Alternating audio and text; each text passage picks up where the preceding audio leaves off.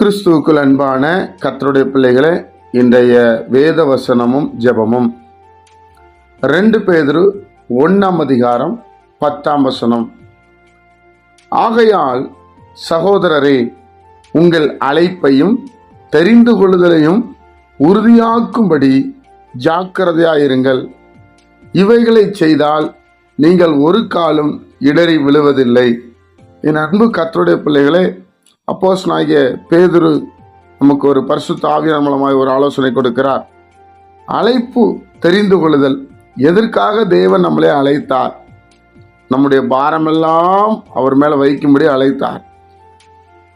எதற்காக நம்மை தெரிந்து கொண்டார்? என்னுடைய பிள்ளைகளே, அதை நாம் புரிந்து கொள்ள வேண்டும். தேவன் மனிதர்களை எதற்காக தெரிந்து கொள்ளுகிறார்?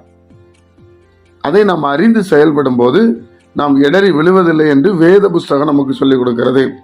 நாம் இந்த அழைப்பையும் தெரிந்து கொள்ளுதலையும் தெரியாததுனால பல நேரத்தில் இடறி விழுகிறோம். பேசக்கூடாத வார்த்தைகளை பேசுகிறோம், சொல்லக்கூடாததை சொல்லி மாட்டிக்கொள்ளுகிறோம், தேவன் வைத்திருக்கிற ஆசீர்வாதத்தை பெற்றுக்கொள்ளாமல் போகிறோம். அதைத்தான் வேதம் ரொம்ப அழகாய் சொல்லுகிறது. இதில் நீங்கள் கவனமாக இருங்கள், ஜாக்கிரதையாக இருங்கள், நீங்கள் இடறி விழுவதே இல்லை என்று சொல்லப்பட்டிருக்கிறது. தேவன் உயிரோடு இருக்கிறார். பிரியமானவர்களே, ஆண்டவராய் இயேசு கிறிஸ்து நம்மை நடத்துகிற தேவன் உயிரோடு இருக்கிறார். என்னுடைய பிள்ளைகளே, அப்போ நமக்கு கொடுத்திருக்கிற வேலை, நமக்கு கொடுத்திருக்கிற அந்த காரியங்களிலே நம் கவனமா இருந்தால் நிச்சயமாக நாம் ஆசீர்வதிக்கப்படுவோம். ஏற்ற நேரத்தில் எல்லாவற்றையும் தர அவர் வல்லமையுள்ள தேவனாய் இருக்கிறார். அப்போ நம்ம எங்கே வெட்கப்பட மாட்டோம், அவமானப்பட மாட்டோம் இல்லையா? தேவனுடைய பிள்ளைகள் ஆசீர்வாதமாக இருப்போம். அதைத்தான் அவர்கள் எழுதுகிறார்கள், இடறி விழுவதில்லை.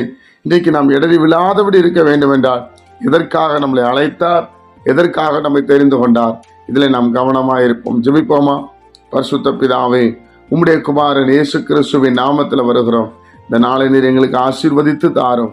நீர் எதற்காக அழைத்தீரோ அதை நாங்கள் சரியாய் செயல்படவும், எதற்காக தெரிந்து கொண்டீரோ அதிலே நாங்கள் கவனமாக இருக்கவும் கர்த்தர்களுக்கு கிரியை செய்யும். அப்பா, ஆவிக்குரியவன் எல்லாவற்றையும் நிதானிக்கிறான். நாங்கள் நிதானித்து செயல்பட எங்களுக்கு கிருபை செய்யும்படி ஜெபிக்கிறோம். கேட்கிற ஒவ்வொரு பிள்ளைகளையும் ஆசீர்வதியும், சமாதான சந்தோஷத்தினால் நிரப்பும். கர்த்தராகிய இயேசுவின் மூலம் ஜெபிக்கிற நல்ல பிதாவே, ஆமென்.